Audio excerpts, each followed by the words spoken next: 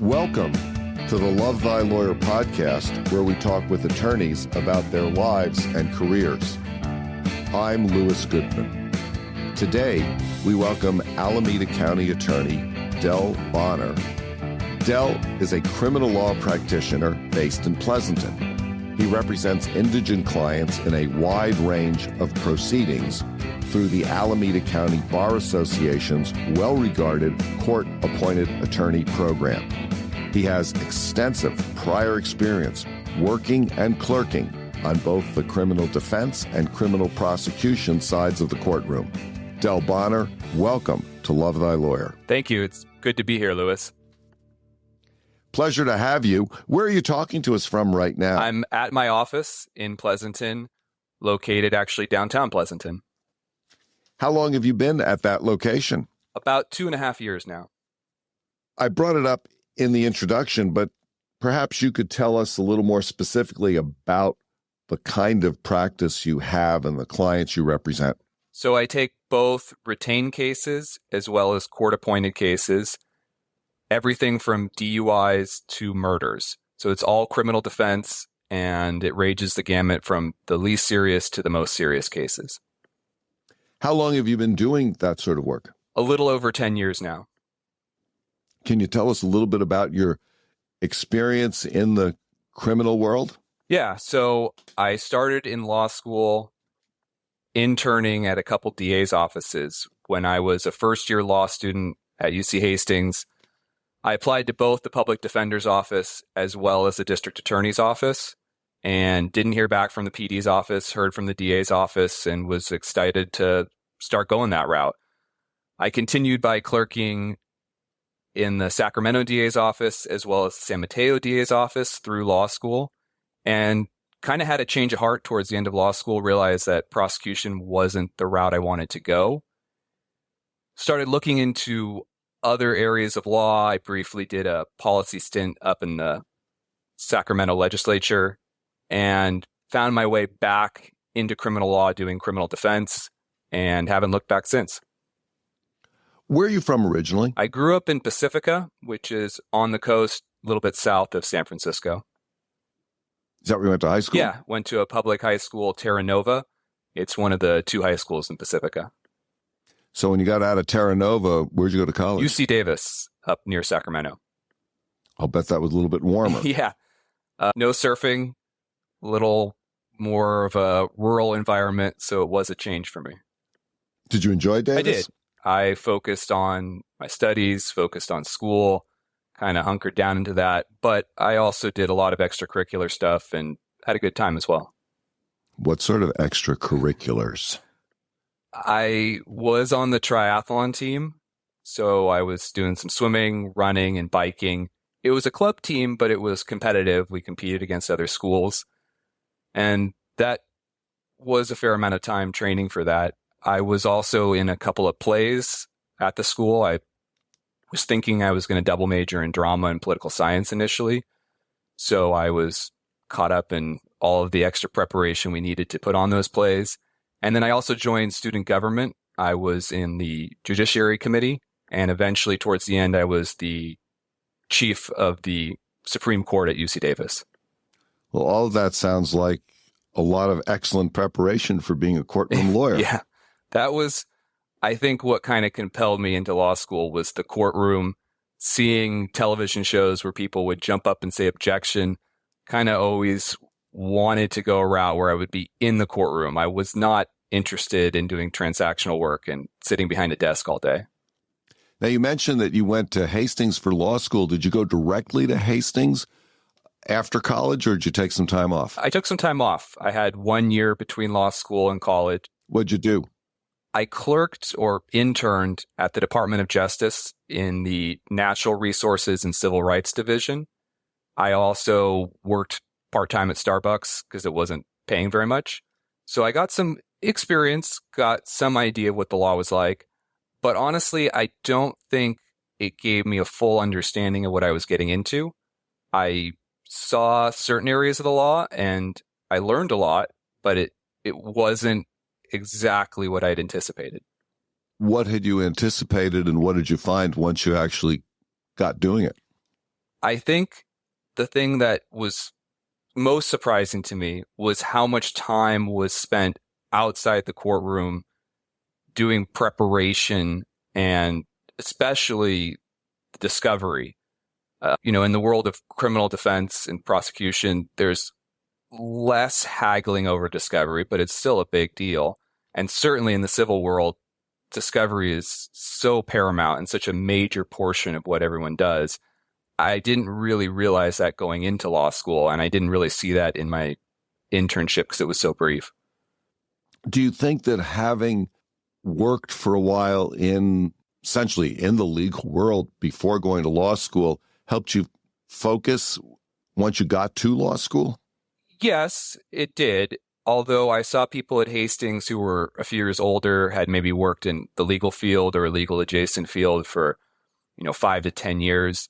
And I think they had a better understanding of what they were getting into than I did. I felt like that first semester when I was taking civil procedure, I hadn't really encountered a lot of the concepts before. And I saw that some of them had worked in large civil litigation firms and seemed to know exactly what was going on.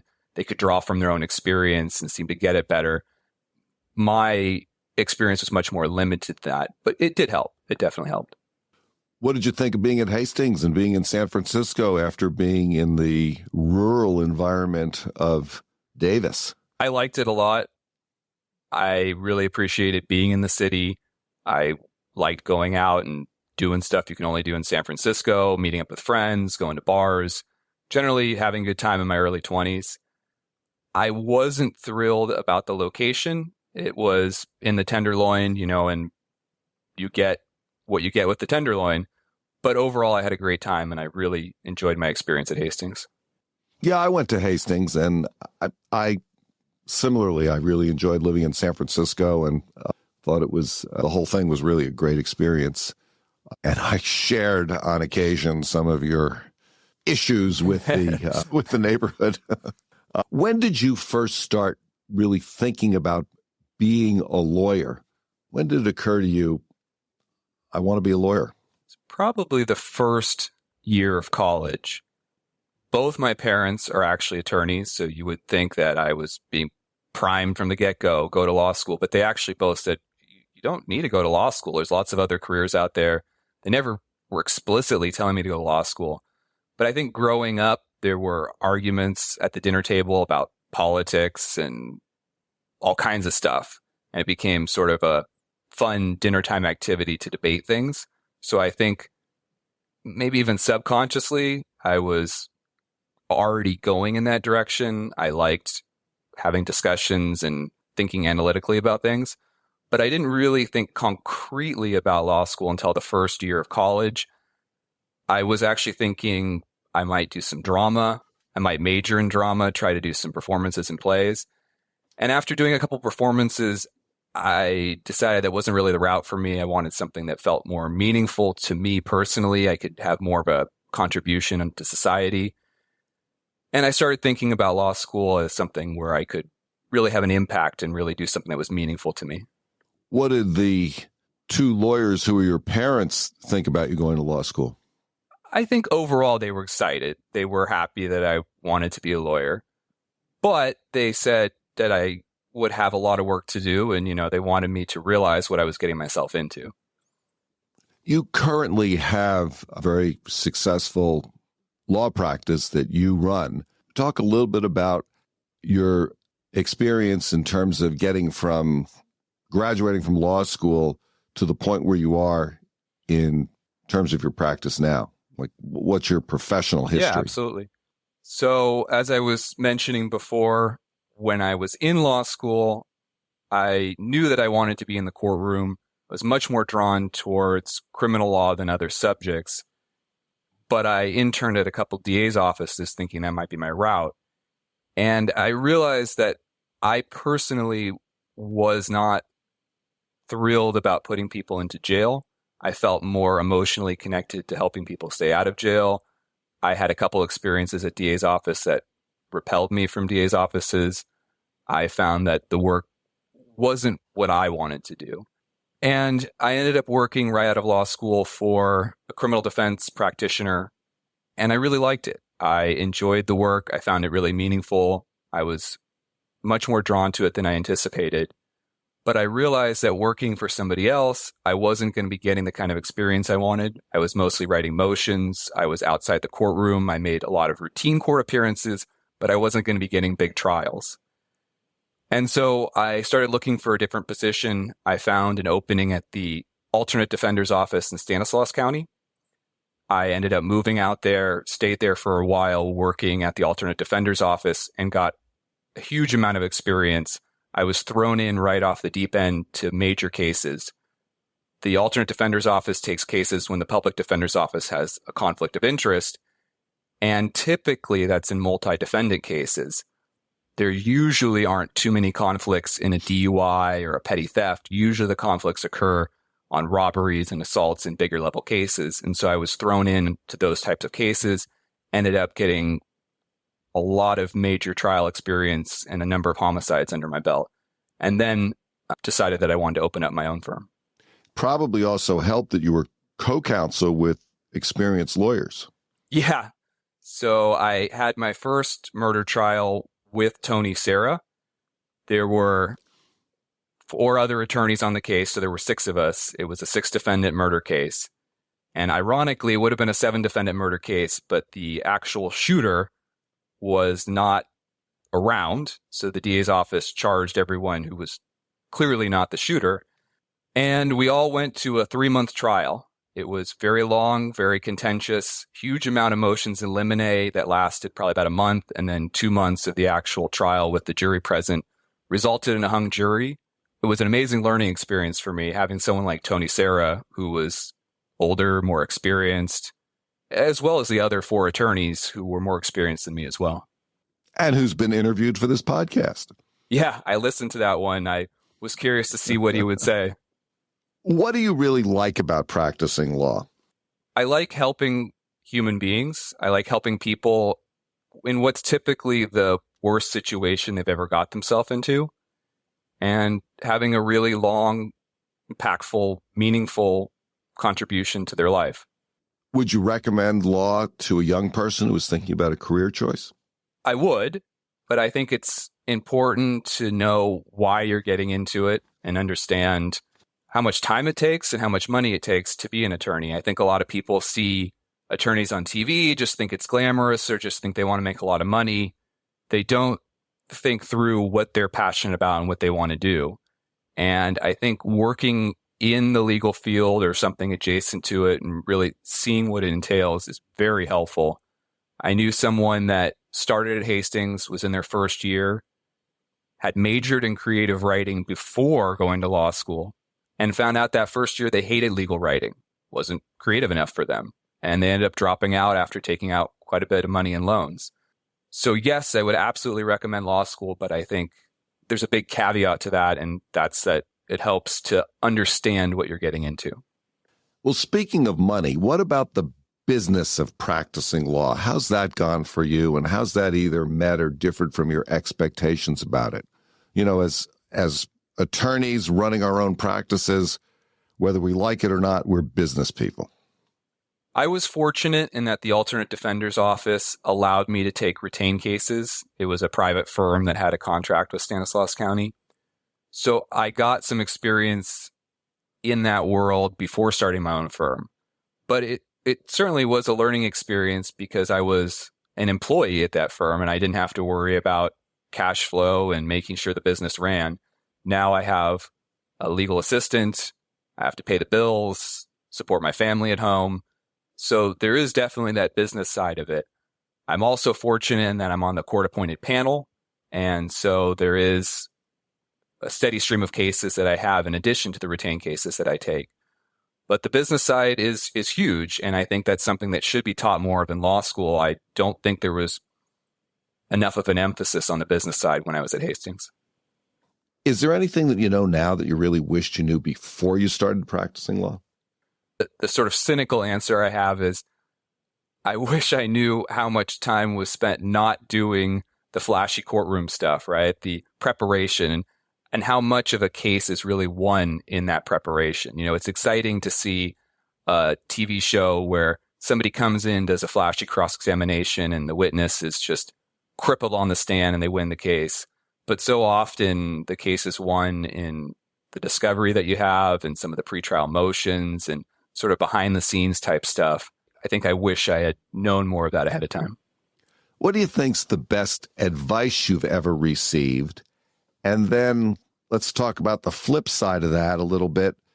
And what advice would you give to a young attorney just starting out?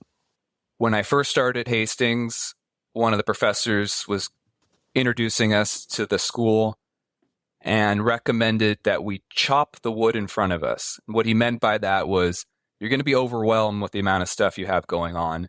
But if you focus on each task and take that task seriously and get through that task before you start the next one, it's going to go much more smoothly.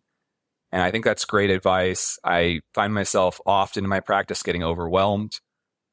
There's clients that need attention. There's dates coming up in court. There's the business side of things. There's new clients calling on the phone. And if I don't focus on one task, the next thing in front of me can get overwhelming. But if I go back to that mantra, chop the wood in front of me, it helps. Is that the advice you'd give to a young person starting out? Yes, absolutely. And that's not to say that you can't multitask, can't do multiple things, but you take a deep breath and each thing is surmountable on its own. Yes, I would. What, if anything, would you change about the way the legal system works? Certainly in the world of civil litigation, what's frustrating to me in the small amount of time I've encountered it is how much of a fight there is over discovery. And I think if there was some way to make it more akin to the criminal world, it would help. I've had only a small amount of experience with civil litigators, but they were used to being very antagonistic to opposing counsel. And I think it might come from the fact that there's more people in that community. They see each other less often. If there was more of an interest in basic collegiality with opposing counsel on some of the smaller issues and less of a fight over some of the smaller things that may not be central to the case, it might go a long way in encouraging people to find better resolutions and ultimately get better outcomes for clients. Do you think the legal system's fair? No, but I think it tries to be fair, and it's the best system that we've got. It's clearly not fair, as there's DNA exonerations of people. There's been upwards of almost 400 people who have been proven to be innocent. And I think any system that's completely fair wouldn't have that. But the system is trying to be fair, and it's always trying to improve itself. I want to shift gears here a little bit. What's your family life like, and how has practicing law and your family life fit in with each other? It's difficult. I have a 10-month-old at home, got a little bit less sleep since he's been born. And the fact that I have my own firm does allow me a lot more flexibility. In that way, it's been a lot easier. I can calendar things in ways that I want, spend more time with my family. But it's still a difficult process. The law is not something that you can just dabble in and take lightly. It's a pretty serious endeavor. And so there's always a balancing act going on, always a give and take in how much time I'm at home with my family and how much time I'm practicing. Have you had any interesting travel experience in your life? Yeah, definitely. I like traveling a lot. I've been very fortunate in that I got to travel growing up and continue doing that as an adult. Been to Europe. I've been to South America, been to a number of countries on the Asian continent. I've never been to Africa. I would love to visit Africa, but I'm fortunate that I've traveled quite a bit. What sort of recreational pursuits do you have to kind of get your mind and your body off of the law when you have a chance? I do like physical activity. I've been doing sports since high school. As I was saying, I was a triathlete in college. So I still run. I go swimming. There's a pool here in Pleasanton that I swim at and go to the gym, like hiking as well, and then try to do some traveling with my family. We just got back from a trip to Texas, visiting my brother-in-law, but we're also big travelers terms of international travel. We haven't done anything international in the last 10 months since my son was born, but that's the goal, is to kind of work up bigger trips. The trip to Texas was the first time he got on a plane. So in the future, we're hoping to do some more international travel with him. You do any surfing? Yeah, I do. Growing up in Pacifica, I did some surfing, but I was also fortunate because I have family in Hawaii, and visiting them, I got to surf there. The water's a lot warmer, a lot easier environment to learn how to surf. My family members, my uncle, my cousins are incredible surfers. They surf on giant waves. I surf on some smaller waves. I'm proficient, but not quite as good as they are. What mistakes do you think lawyers make? I think sometimes lawyers get too caught up in proving their point and forget what is in the best interest of the client. And I say that because I do that. I try not to, but I think we all do to some degree. It's possibly ingrained in us. It's possibly the teachings we have, but we want to win that fight. We want to be in the courtroom. We want to prove our point. And sometimes that's not ultimately what the client's seeking or the thing that matters most to them. So you think to some extent it's a matter of like really listening to the client and understanding what the client's need is, as opposed to what we as lawyers sort of think the client's need should be. Yes, I think that's a great restatement of what I'm saying. Absolutely. I think that listening to clients is paramount in any area of law, especially in criminal defense. It's huge because sometimes we assume that a client's going to have the same preference or same desire that a previous client did. It might seem like a similar fact pattern to us. We might be seeing a lot of the same types of things, but the client is very different in their preferences and ultimately what they want the outcome of the case to be. What sort of things keep you up at night? Certainly my cases do. I have some in particular where I feel particularly close to the client or bad for what's going on in their life. Others where the facts are difficult or contentious. So it could be a variety of different reasons, but I'd say my cases primarily. How do you define success? I think there's two parts to it. One is an inner sense of happiness and accomplishment, and the other is sort of an outward in that other people see you as doing well. And I think that sometimes people get focused on one or the other, but I think they both are a component of it. Certainly, in American society, it's very easy to look at other people and say they are or they aren't successful based on their position or station in life, but we often don't know what's going on internally. We've seen celebrities that appear to be doing extremely well, somebody like a Robin Williams, who are, for all intents and purposes, successful, and they're obviously not happy with what was going on in their life. Is there somebody, living or dead, who you'd like to meet? I think I'd like to meet Barack Obama. Personally was inspired by him, and I think a lot of politicians don't inspire me very much. And I felt like, for as divisive as politics is, he was a relatively unifying figure. It's still embroiled in politics, still very divisive, but it impressed me how much he brought people together from very different views and different ideological camps. Let's say you came into some real money, let's say $3 or $4 billion. What, if anything, would you do differently in your life?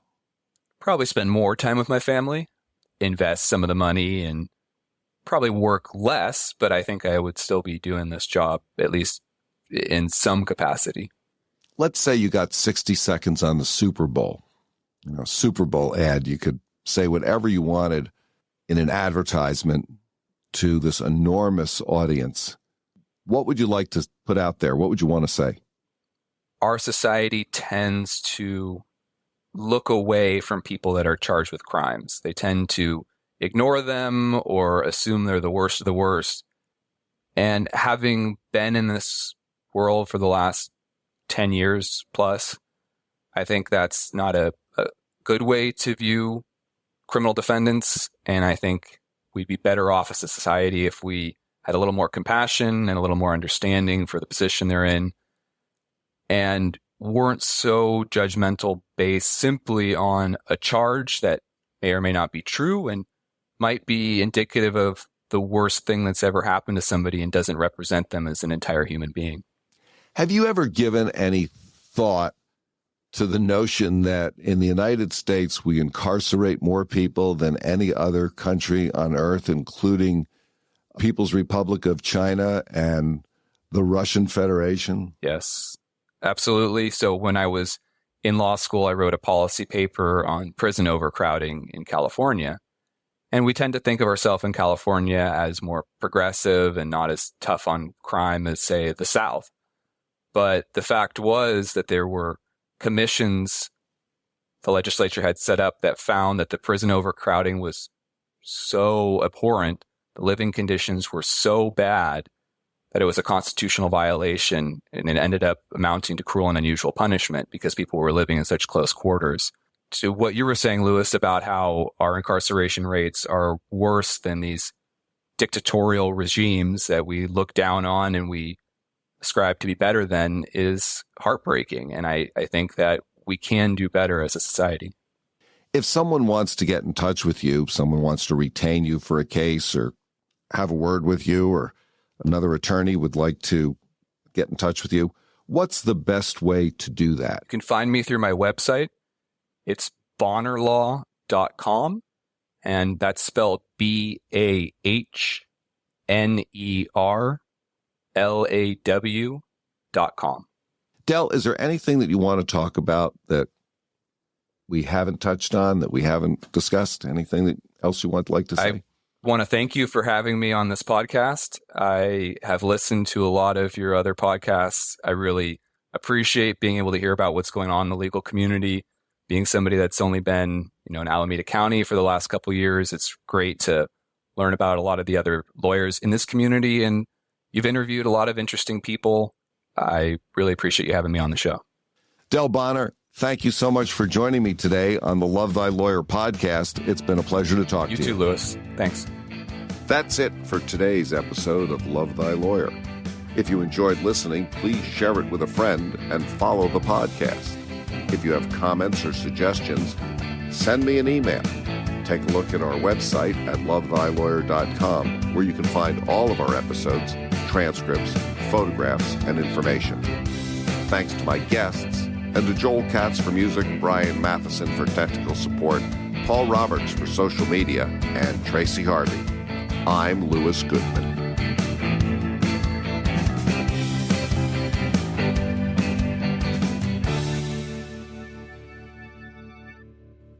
It would be preferable if there was less of a focus on attacking the other party. Let me just start that over.